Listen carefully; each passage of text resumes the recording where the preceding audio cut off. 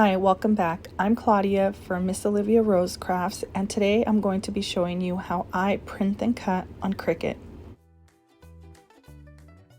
In our first example, we're going to be selecting a multi-layered graphic in our image gallery on Cricut Design Space. I'm going to start off by typing in summer, then I'm going to scroll and select an image that I like.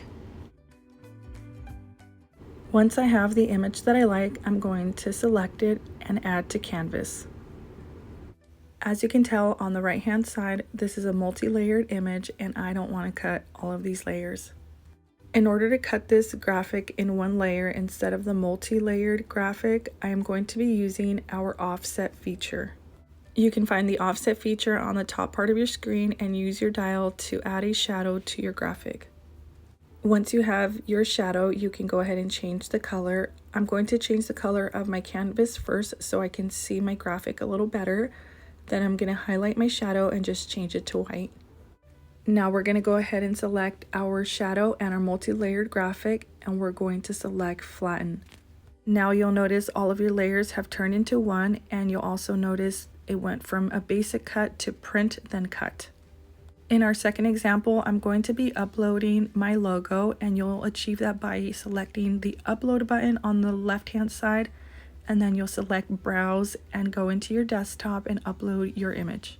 In this example, you'll notice the image uploaded as a single layer and we don't need to do anything, just select make it on the upper right hand corner. Now you'll notice we went from our canvas to our cutting screen, and you'll notice it says print then cut. This means it's going to print on your printer first, and then you're going to use your Cricut to cut your image. Select your printer, and I turn off Add Bleed and turn on System Dialog. For my printer, I use an Epson EcoTank 3710. I'm going to scroll down to Media and Quality and select my paper type and select Best Quality. Then I'm going to select Print. I like using print and cut for stickers. I like to use them for my cake toppers. I'll use photo paper, holographic paper. You can really get creative and utilize print and cut for different projects.